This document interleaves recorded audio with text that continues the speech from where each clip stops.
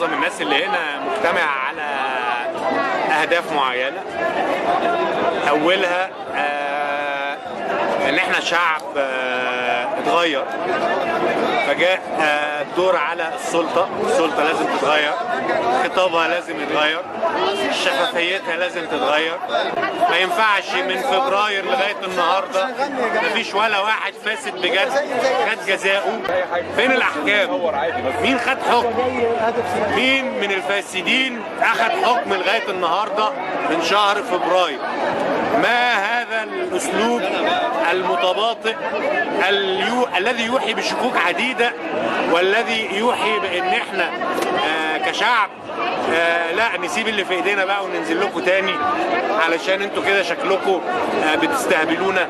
يعني ايه يبقى في قوانين بيتم سنها في مرحلة انتقالية بدون الحوار مع اي جهة ولا قوة وطنية؟ يعني ايه يبقى في جهة سياسية بتحكم البلد مش من حقنا ان احنا ننتقدها، واللي ينتقدها يتحاكم عسكريا؟ يعني ايه واحد مدني يتحاكم عسكريا اصلا وتم محاكمتهم بدون الافصاح عن اي بيانات ليها دعوة بالناس دي اتحبست ليه؟ ازاي؟ هي دي الحرية اللي احنا نزلنا ننادي بيها؟ والشعب المصري نازل يقول لأي واحد في السلطة إذا كنت أنت مش هتسمع كلامنا يبقى أنت ما تلزمناش أيا كنت.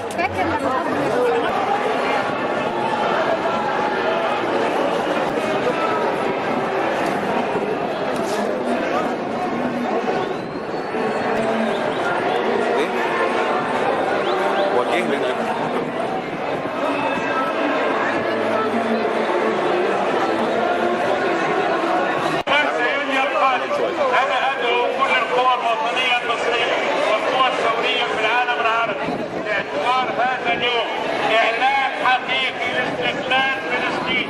كل فلسطين من النهر إلى النهر، كل فلسطين من النهر إلى النهر. نحن كلنا بنحل الممثل على فلسطين. أنت لابس سويت إيه؟ لأنه هو الفاروق عمر بن الخطاب، هو عايز توديه فين ولا يطول؟ أنا عبد الله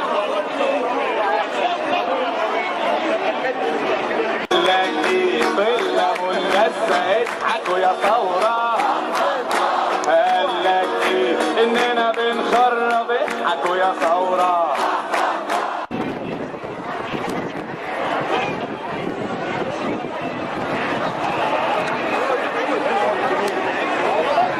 الديمقراطية عمرها ما كانت صندوق انتخابات بس، الديمقراطية بتضمن حق الأقلية العددية قبل ما تضمن حق اللي بيكسب في الانتخابات. ولو ما فيش دستور يضمن القواعد دي كلها ويضمن مبادئ الدولة المدنية، فميدان التحرير هيقعد موجود وكل الميادين الثانية هتقعد موجودة في مصر. احنا مش هنسمح ان باسم الثورة نتحول لدولة دينية، ولا باسم الثورة تتاكل الديمقراطية باسم صندوق الانتخابات. مش مقبول ان يطلع قانون مباشر الحقوق السياسية قبل يومين من مؤتمرات الحوار الوطني، ومش مقبول يطلع قانون احزاب من غير ما تؤخذ رأي الاحزاب، ومش مقبول يعرض علينا قانون انتخابات ويقولوا لنا قولوا رايكم في 5-6 ايام، ولو ما لحقناش ما احناش عارفين اللي هيحصل ايه. الانفراديه لازم تقف. محدش هيبني ديمقراطيه في مصر ببيانات انفراديه، ولا هيبني ديمقراطيه بتخويف المواطنين بحجه الامن والاقتصاد اللي احنا واعيين ان هم لازم يحافظ عليهم، لكن مش هنخوف المواطن ويبعدوا عن ميدان التحرير. حق التظاهر السلمي مكفول لكل المصريين، ومن غير المقبول لا باسم امن ولا باسم اقتصاد ان يتم تهديد حق التظاهر السلمي. المؤسسه العسكريه بنحترمها، تماسكها خط احمر، لكن احنا بنختلف احيانا مع المجلس الاعلى للقوات المسلحه كاداره سياسيه لشؤون البلاد وليس كمؤسسه عسكريه. المؤسسه العسكريه هي اللي ضامنه استقرار الوطن، وهي اللي احنا طالبناها الاحزاب والائتلاف في بيان جديد انها تضمن امن وسلامه المتظاهرين اليوم، وهي مسؤوله عن امن وسلامه المتظاهرين اليوم.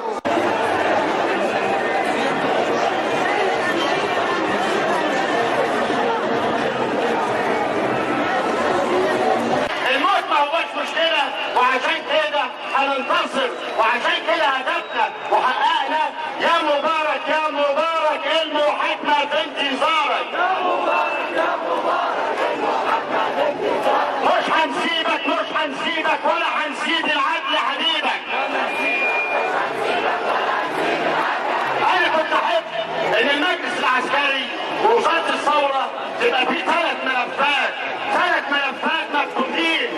الارض اللي اتنهبت، الوزير المحترم حسب الله الكفراوي قال اتصل بي علاء يقول لي انا عايز 1000 فدان، ولما قلت له لا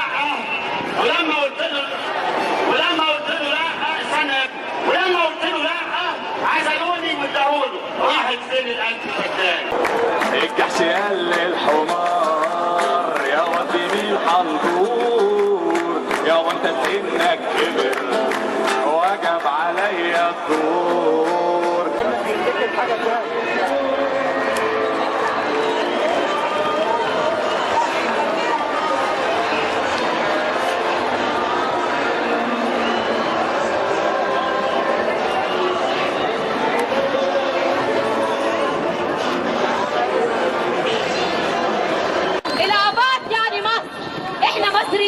مفيش اخوان ولا اي حد يقدر يحجر علينا بكلمه واحده ولا يقدر يخوفنا.